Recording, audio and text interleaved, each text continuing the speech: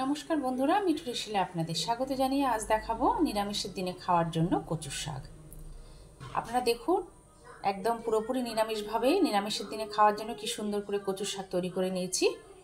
যদি ভালো লাগে অবশ্যই লাইক, শেয়ার এবং কমেন্টস করে আর সাবস্ক্রাইব করে আমার পাশে থাকবেন। তাহলে চলুন দেখে নিই কচুর শাকটা আমি কীভাবে রান্না করি। নিরামিষের দিনে কচুর শাক করবো, তাই জন্য আমি এখানে কচুর শাক কেটে ভালোভাবে ধুয়ে রেখেছি। এর জন্য কিছুটা ছোলা রেখেছি, ছোলাটা ভিজিয়েছি।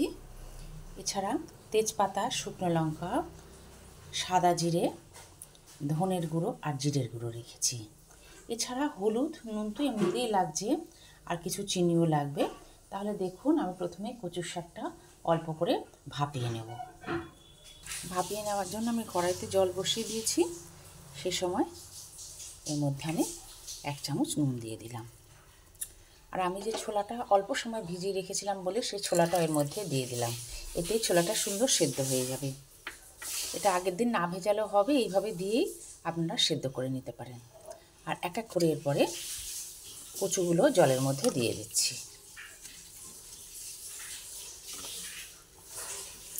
এইভাবে জলের মধ্যে দিয়ে দেবো।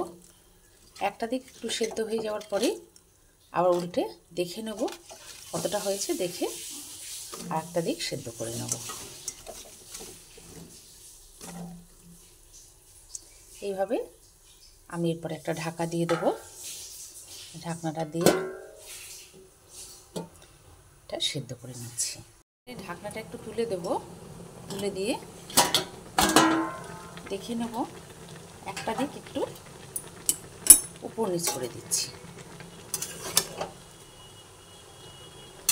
নিচের অংশটা একটু উপর করে দিলাম, তো উপর নিচ করে দিয়ে এইভাবে আরও 5-6 মিনিট মতো রাখবো। আর একটু নরম হবে, তারপরে এটা জলটা ছেঁকে নামিয়ে ফেলবো। অনেকটাই সেদ্ধ হয়ে গেছে, নরম নরম হয়ে এসেছে, ছোলাগুলো সেদ্ধ হয়ে গেছে দেখছি। এরপরে আমি কচুর শাকটা নামিয়ে নেবো একটা ঝুড়ির মধ্যে, নামিয়ে ছেঁকে নিয়ে তারপরে কচুর শাকটাকে আমি রেডি করব। কড়াই বসিয়ে দিচ্ছি। এরপরে কড়াই বসিয়ে কড়াইয়ের মধ্যে আমি সর্ষের তেল দিয়ে দিয়েছি। সর্ষের তেল গরম হয়ে গেছে, তাই এর মধ্যে আমি 2টো শুকনো লঙ্কা দিলাম। শুকনো লঙ্কাটা ভাজা হচ্ছে, সেই সময়ের মধ্যে কিছু সাদা জিরেও দিয়ে দিলাম।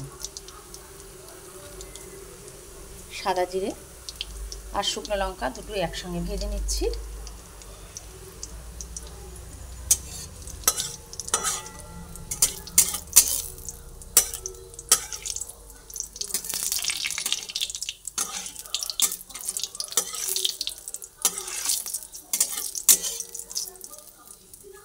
দুটোই ভেজে নিতে নিতেই আমি এর মধ্যে একটা তেজপাতা দিয়ে দিলাম। এক এক করে সব ভেজে নিতে নিতে আমি এর মধ্যে জিরের গুঁড়ো আর ধনের গুঁড়োটা দিয়ে দেবো। ধনের গুঁড়ো দিয়ে দিলাম, জিরের গুঁড়ো দিয়ে দিলাম। দুটোই আমি 1 চামচ মতো দিয়ে দিলাম, ছোটো চামচের 1 চামচ। এছাড়া আমি এর মধ্যে এরপরে হলুদ দিচ্ছি, হলুদ গুঁড়ো দিয়ে দিলাম। সব দিয়ে গ্যাসের ফ্লেমটা একদম কমিয়ে নিয়ে সব একসঙ্গে ভেজে নিচ্ছি। সব ভেজে নিলাম। এরপরে আমি এর মধ্যে যে কচুর শাকটা সেদ্ধ করে নিয়েছিলাম, সেই কচুর শাকটা জল ঝরিয়ে নিয়ে এর মধ্যে দিয়ে দিচ্ছি।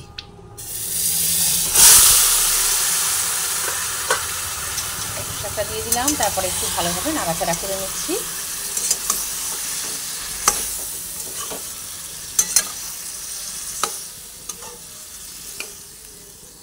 এরপরে আমি এর মধ্যে নুন দেব। নুনটা আমি এখন কমই দেব। দেখুন, নুনটাও দিয়ে দিলাম। নুনটা দিয়ে দেওয়ার পরে আবার ভালোভাবে গ্যাসের ফ্লেমটা বাড়িয়ে দিয়ে নাড়াচাড়া করে করে কচুর শাকটা রেডি করে নিচ্ছি। এরপর এর মধ্যে কিছু জল বেরিয়েছে, এই জলে জলে এটা বাদবাকি অংশটা সেদ্ধ হয়ে যাবে।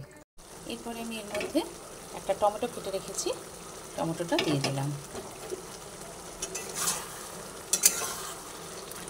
টমেটোটা আপনারা যদি ঘরে না থাকে নাও দিতে পারেন। আমি একটু টমেটোটা দিয়ে দিলাম। এরপর আমি এর মধ্যে পরিমাণ মতো চিনি দেব। তবে নিরামিষ কচুর শাকে চিনিটা একটু বেশি দিতে লাগে। আমি এখানে 2 চামচ চিনি দিয়ে দিলাম। এটা একটু মিষ্টি মিষ্টি হয় নিরামিষ যখন হচ্ছে। এমনি নিরামিষ যে কোনো রান্নাতেই তো আমাদের একটু মিষ্টি দিতে লাগে, নাহলে ভালো লাগে না। আর কচুর শাকে তো অবশ্যই। এই জলটা আরও বেশ কিছুটা টানবে, তারপরে একটু নামাবো। নাড়াচাড়া করতে করতে কচুর শাকটা হয়ে এসেছে। এরপরে আমি কচুর শাকটা নামিয়ে ফেলব। দেখুন হয়ে এসেছে। আরও 2-1 মিনিট আমি কড়াইতে রেখে দিচ্ছি।